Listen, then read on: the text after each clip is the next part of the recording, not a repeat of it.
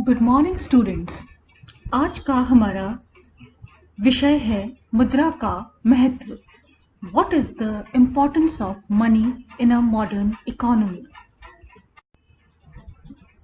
निस्संदेह मुद्रा आज के भौतिकवादिक युग में समस्त मानव क्रियाओं का मूलाधार बन गई है। और भर्तृहरि ने बहुत पहले ही कहा था कि सर्वे गुणा कांचन माश्रयन्ते, अर्थात सभी गुण मुद्रा में होते हैं, परंतु मुद्रा की उपयोगिता अन्य वस्तुओं की तरह प्रत्यक्ष नहीं होती है। इसकी उपयोगिता अप्रत्यक्ष होती है और इसके द्वारा अधिक गतिविधियों को तीव्र किया जा सकता है, उन्हें सुगम बनाया जा सकता है। मुद्रा की महत्व के बारे में अनेक विचारधाराएं विद्यमान हैं, जिसको हम आज समझने का प्रयास करेंगे। मेनली दो अप्रोचेस हैं मुद्रा के महत्व को समझने के लिए। एक है क्लासिकल अप्रोच और दूसरी है मॉडर्न अप्रोच।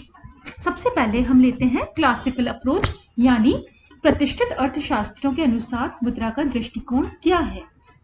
एक सकारात्मक गतिशील आर्थिक घटक के रूप में प्रतिष्ठित अर्थशास्त्रियों ने मुद्रा को अर्थव्यवस्था में तटस्थ घटक माना है, यानी न्यूट्रल फैक्टर माना है, और उनके अनुसार मुद्रा का अर्थव्यवस्था में कोई विशेष महत्व नहीं है। क्लासिकल इकोनॉमिस्ट ने मुद्रा को बहुत ज्यादा महत्व नहीं दिया था।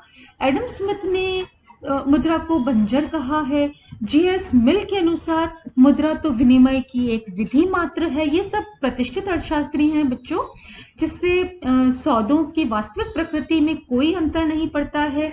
इसके अलावा पीगू ने मुद्रा को एक आवरण मात्र माना है, जिसके पीछे आर्थिक शक्तियां निहित हैं। पीगू के अनुसार मुद्रा एक रैपर की तरह होता है, जिसमें सामान बंधकर आपके पास आता है, और इसका मतलब यह है कि मुद्रा भुगतान का सामान्य साधन है जो वस्तुओं और सेवाओं के विनिमय को सुविधाजनक बनाता है। लेकिन मुद्रा आर्थिक गतिविधियों के स्तर को निर्धारित नहीं कर सकती है, क्योंकि वस्तुओं का उत्पादन अन्य साधनों के द्वारा किया जाता है। और यह तथ्य दीर्घकालीन विचारधारा पर आधारित था कि पूर्ति अपनी मांग स्वयं निर्मित करती है, यानी supply creates its own demand. जो प्रतिष्ठित अर्थशास्त्री थे उनका सारा सिद्धांत इस चीज पर आधारित था, और मांग तथा पूर्ति का समायोजन स्वतः ही हो जाता है। अब हम आते हैं आधुनिक दृष्टिकोण क्या है मुद्रा के महत्व के प्रति। What is the modern approach, let us see. आधुनिक अर्थशास्त्रियों के अनुसार मुद्रा आर्थिक जगत का एक सक्रिय और सकारात्मक आर्थिक तत्व है, जिस पर समस्त आर्थिक गतिविधियां आधारित होती हैं। मार्शल ने मुद्रा के महत्व को स्पष्ट करते हुए बताया है कि मुद्रा वह धुरी है जिस पर अर्थ विज्ञान चक्कर लगाता है। फिर मुद्रा के महत्व के बारे में जो आधुनिक अर्थशास्त्रियों का जो दृष्टिकोण है, उसमें क्राउथर एक प्रमुख अर्थशास्त्री हैं, और क्राउथर का कहना है कि मुद्रा मानव के आधारभूत आविष्कारों में से एक है। प्रत्येक ज्ञान की शाखा की एक आधारभूत खोज होती है। जैसे यांत्रिकी में चक्र है, विज्ञान में अग्नि है, राजनीति में मत है, इसी प्रकार अर्थशास्त्र में मुद्रा है। संपूर्ण वाणिज्यिक क्षेत्र तथा मानव के अस्तित्व के लिए मुद्रा सर्वाधिक आवश्यक आविष्कार है, जिस पर अन्य सभी निर्भर है। तो संक्षेप में आप सब समझ गए होंगे कि आधुनिक अर्थशास्त्रियों के मतानुसार मुद्रा आर्थिक प्रणाली में एक सक्रिय तत्व है, और उसके रूप में संवहन और उत्प्रेरक का जो काम है वो मुद्रा करती है, यानी money acts as a lubricant and catalyst in a modern economy. तो ये तो हो गए मुद्रा का जो महत्व है क्लासिकल इकोनॉमिस्ट के अकॉर्डिंग और मॉडर्न जो इकोनॉमिस्ट हैं या मॉडर्न अप्रोच के अकॉर्डिंग। अब मुद्रा के विभिन्न लाभ कौन कौन से हैं वो भी इसके महत्व को बताते हैं। तो मेनली जितने भी लाभ मुद्रा के अर्थशास्त्रियों के द्वारा जो गिनाए गए हैं, उनको हम दो भागों में विभाजित कर सकते हैं। एक है प्रत्यक्ष लाभ यानी डायरेक्ट बेनिफिट्स, और दूसरे हैं अप्रत्यक्ष लाभ यानी इनडायरेक्ट बेनिफिट्स। तो सबसे पहले हम लेते हैं मुद्रा के प्रत्यक्ष लाभ। सबसे पहला जो मुद्रा का प्रत्यक्ष लाभ है वो है उपभोग के क्षेत्र में। In the field of consumption. आर्थिक जगत में मुद्रा ने क्रय शक्ति का सामान्यकरण किया है।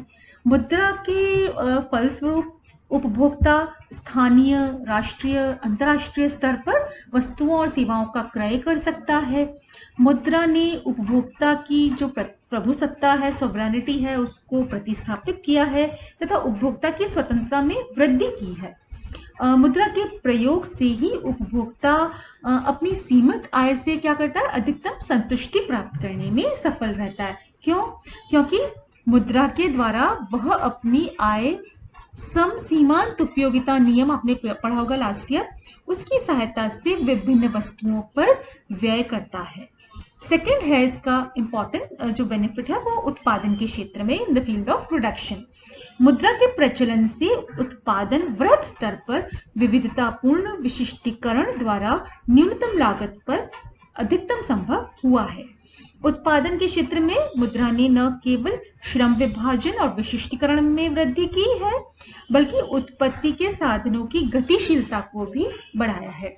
और इन दोनों कारणों से उत्पत्ति के साधनों का जो आदर्श संयोग है वो हम प्राप्त कर सकते हैं, जिससे उपभोक्ता को उत्तम किस्म का न्यूनतम लागत पर अधिकतम उत्पादन प्राप्त होता है। और मुद्रा ने साख सृजन के जो माध्यम से बचत, पूंजी निर्माण है, फिर विनियोग है, इन सबको सुगम बनाया है। और ये संपूर्ण, आप जानते हैं बच्चों, संपूर्ण अर्थव्यवस्था का आधार है। नेक्स्ट जो बेनिफिट है मुद्रा का वो है विनिमय के क्षेत्र में, यानी in the field of exchange. मुद्रा ने वस्तु विनिमय की कठिनाइयों को, जो बार्टर सिस्टम था उसकी कठिनाइयों को खत्म किया है और विनिमय के क्षेत्र को अंतर्राष्ट्रीय स्तर तक विस्तृत कर दिया है।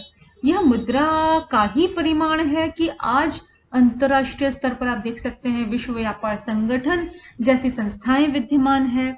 मुद्रा के जो विकास ने राष्ट्रीय, अंतर्राष्ट्रीय सभी बाजारों को संगठित कर दिया है, यूनाइटेड कर दिया है, जिससे बाजारों की निकटता बढ़ी है।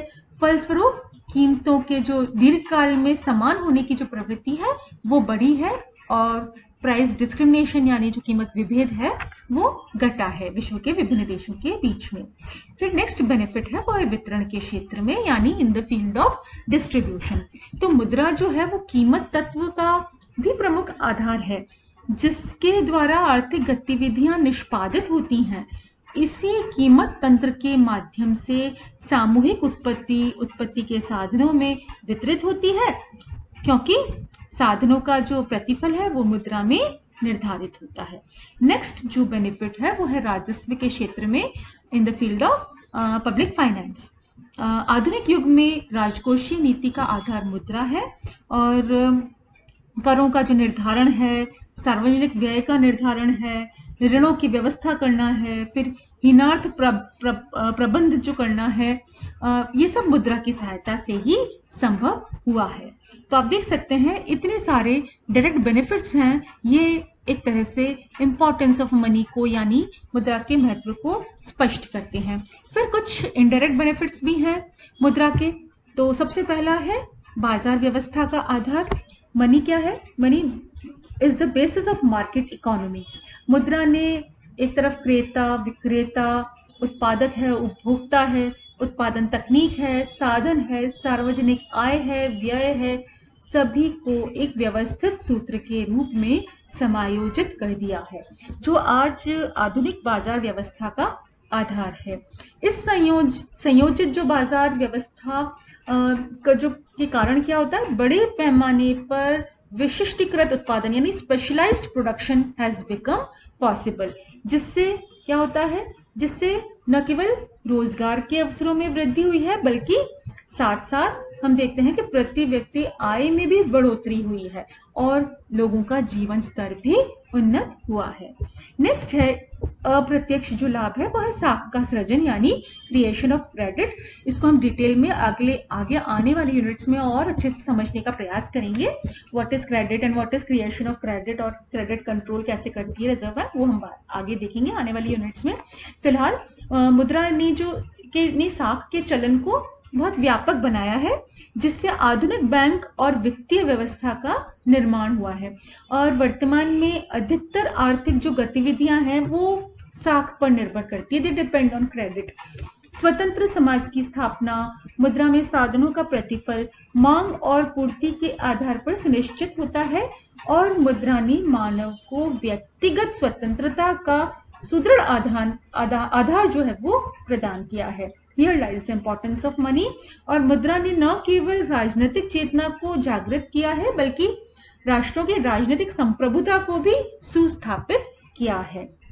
फिर एक और इनडायरेक्ट बेनिफिट है अंतर्राष्ट्रीय वित्तीय सहयोग यानी इंटरनेशनल फाइनेंस कोऑपरेशन।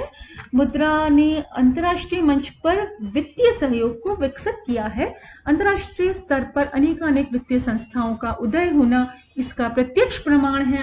IMF देख सकते हैं आप, वर्ल्ड बैंक देख सकते हैं, ये सब इंटरनेशनल फाइनेंशियल कॉर्पोरेशंस हैं और इसमें भी मनी जो है that is the base.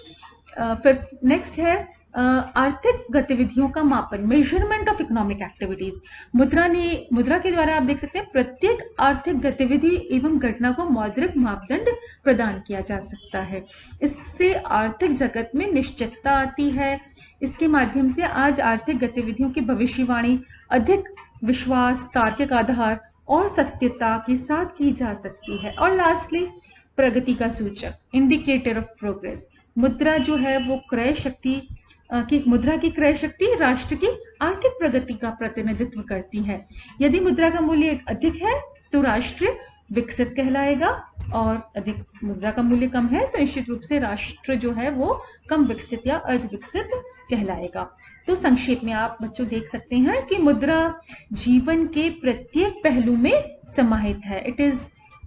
it encompasses every aspect of human life। और हम कह सकते हैं कि जो एक महान कवि जो है हेरोस ने ठीक ही कहा है, all things human, divine, renowned, however and worth at money's shrine go down। मुद्रा की पावन प्रतिभा के समक्ष मानवीय, दैवीय, कीर्ति, प्रतिष्ठा तथा मूल्य सभी चीजें नीचे झुक जाती है। धन्यवाद।